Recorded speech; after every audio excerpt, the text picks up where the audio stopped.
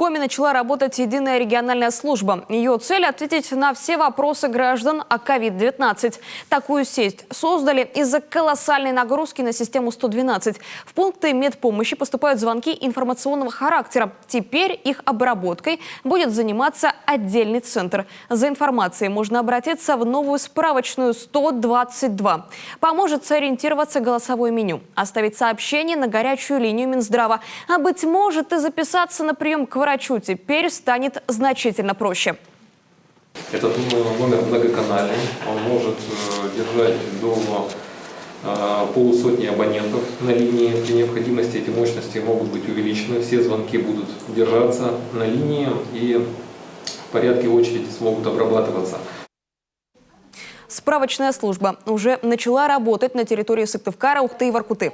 В зависимости от пожеланий жителей Коми номер может корректироваться, к примеру, расширить географию звонков. А пока обращения из других населенных пунктов будут обрабатываться региональным колл-центром. Звонки по номеру 122 бесплатны.